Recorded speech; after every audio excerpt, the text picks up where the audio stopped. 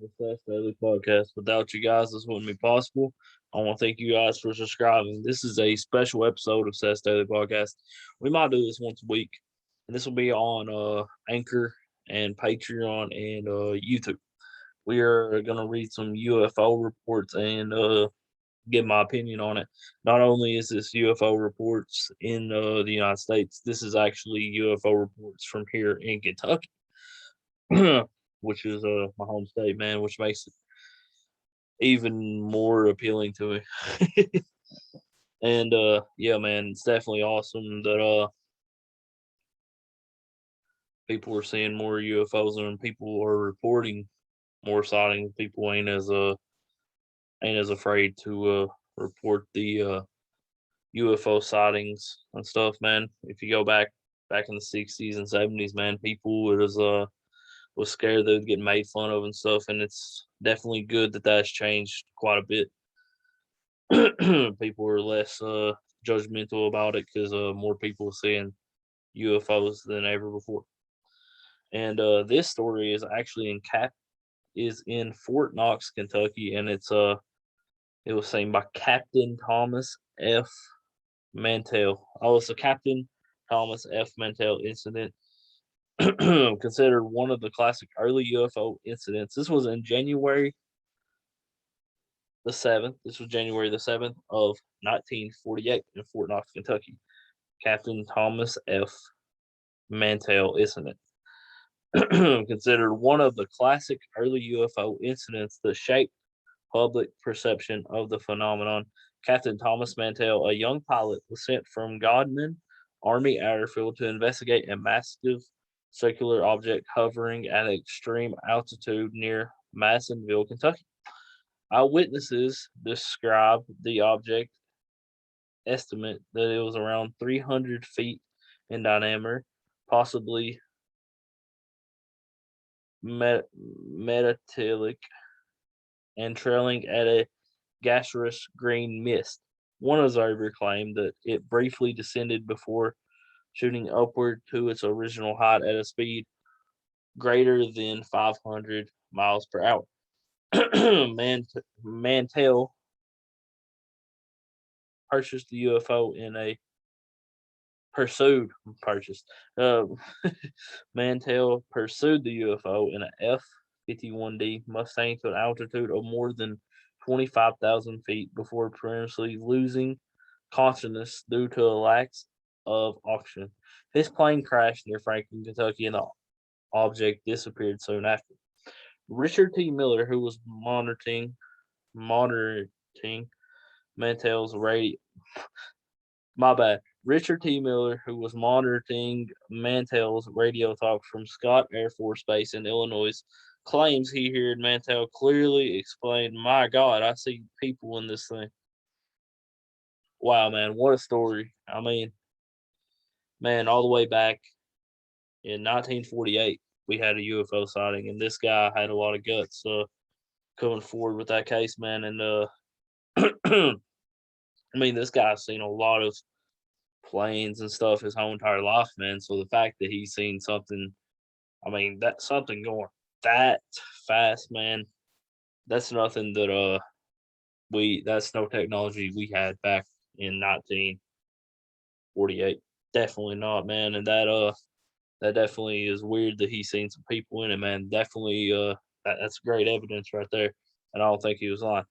And then this is the Kelly Hawkinsville Goblins, August 21st, 1955, in Hawkinsville, Kentucky. Another internationally known Kentucky UFO incident. A bright streak of light disappeared behind the tree line near the tiny town of Kelly, near Hawkinsville, Kentucky. Shortly after, a family of 5 adults, 7 children, some of them traveling carnival workers, claimed to have been attacked by about a dozen small creatures with large, pointy ears, claw-like hands, spindly legs, glowing yellow eyes. According to the family, they held the creatures off with gunfire as best as they could, but their weapon didn't seem to have the effect. They just made a sound that resembled bullets striking a metal bucket. Police investigated but couldn't find any evidence of the goblins. However, much of the family was disturbed by the incident that they packed up and left in the middle of the night when the creatures supposedly returned. Today, the Kelly community commemorates the anniversary of the mysterious event on the third weekend of every August with a festival called Kelly Little Green Man Days. And in 2017, the literally of a rare solar eclipse passed directly over the town on August 21st, the exact date of the original encounter. I mean, man, that right there is definitely very creepy, man. I mean, could you imagine seeing little green creatures? I mean, it would be creepy as could be, man. I mean, that is great evidence right there. And them people definitely seen something, man. They wouldn't have been scared enough to leave their house. Who would leave their house if they didn't see something? So they definitely seen something. Was it aliens? More than likely. That's definitely a cool story right there. And this is lots at Big Bone Lick, Florence, Kentucky, 1974. The present. Since 1974, so this is still going on, man. That is definitely awesome, man, for sure. I mean, the fact that people are still seeing stuff, lights in the sky and stuff, man, that is definitely something very weird and definitely seems like it uh could be alien like. Since 1974, residents surrounding Big Bone Lick State Park in northern Kentucky have reported seeing inexplicative orbs moving light above the area. One woman even claims to have witnessed a mothership the size of a football field. Wow, that's crazy. When she was a teenager in 2017, the same woman other corroborating witnesses say they saw orbing, strobing red, green, and orange lights dancing over the treetops. Shortly after, the woman says she clearly observed a silver flying saucer with three windows. She installed a motion activated trail cam on her property that captured these black and white images of the UFOs. Wow, man, you can actually see the pictures of the UFOs, man. That's definitely impressive.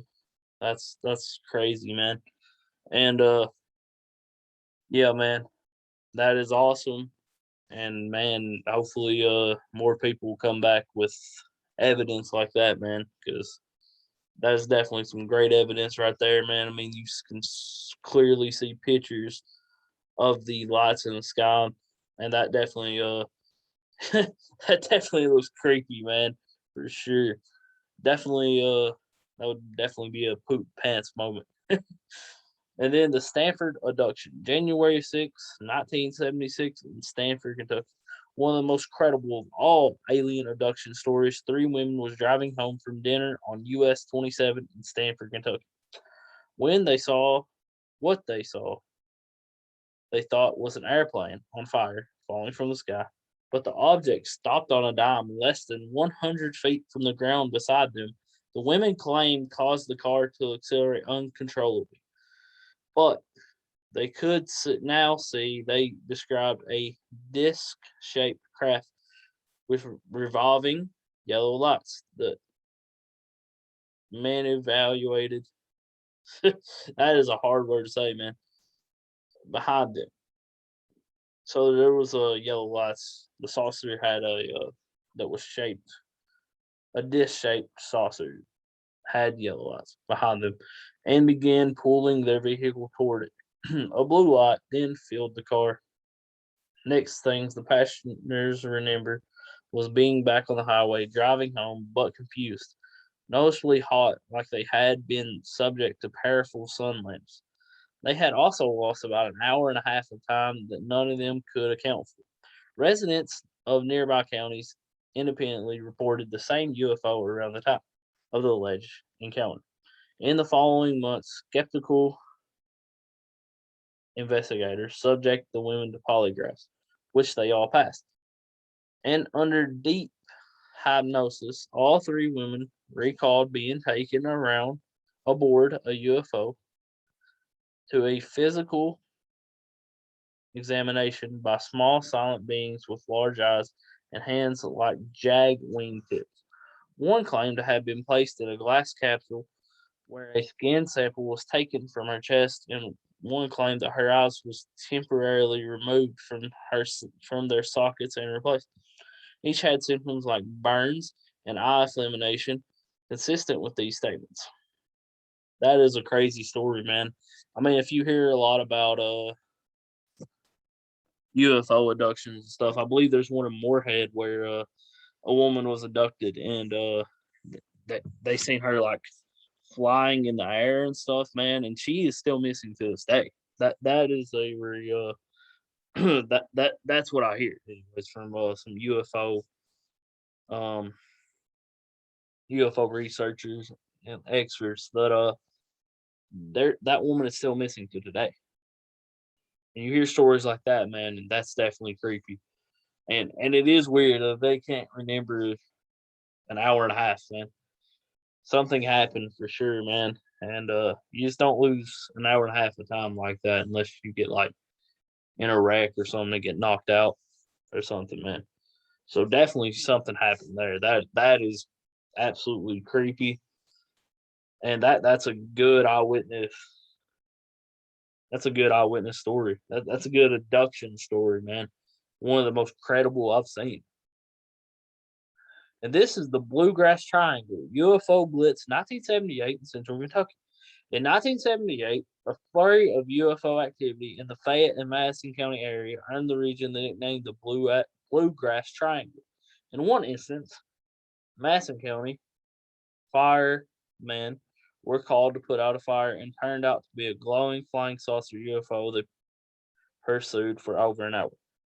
In another encounter, a preacher and his wife claimed that a craft about 10 stories high and 20 stories wide, with a zillion lights on it, approached their car while they were on their way to church.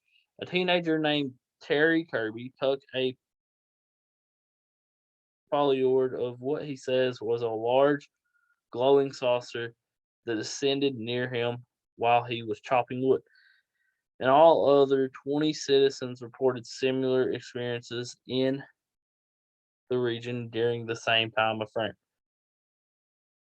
And the proximity of the Bluegrass Army Depot has led many of them to speculate that it'll be the source of mysterious activity. Wow, man, that's an amazing story in its own, man. That's crazy that people are seeing stuff like that. And some of these words are hard to pronounce. But yeah, man, we are. I know we're butchering some words, but man, we are. Whenever you start reading these many words and stuff, these many stories, I mean, it makes your throat hurt and stuff, man. But yeah, man, we definitely will be doing this more. And these are we'll give you one. We'll give you one more story, and then we'll read some more um next Wednesday, and this will be on YouTube, Anchor, everything. This is the Louisville UFO dogfight, February 27th, 1993, in Louisville, Kentucky. In 1993, well before recreational drones were a thing, two experienced Louisville police pilots stuck their helicopter out for a routine patrol around midnight when they encountered a glowing pear-shaped orb the size of a basketball. According to the pilots, the orb appeared to study their helicopter, circling it before abruptly ascending at the estimated speed of 600 miles per hour.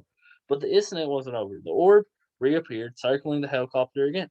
And when the pilots tried to invade its gave chase, that's when, according to the pilots and witnesses on the ground, the UFO shot three baseball sized fireballs at the helicopter and disappeared. Wow. Wow.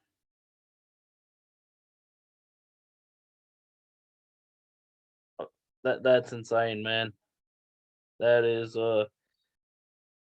that is insane, man. That's crazy. I mean you hear a lot about orbs being UFOs, little shaped orbs like fireflies. But man, the fact that some people seen it shooting fireballs at the helicopter and stuff and disappeared. That's insane. And it wasn't just the police officers; it's people on the ground as well. That's a crazy story, man. And these have been some of the UFO stories here in Kentucky. I will read more and give my opinion on them as well next Wednesday. Y'all have a good night. I want to thank you guys for subscribing. Without you guys, this wouldn't be possible. Y'all have a good night and God bless.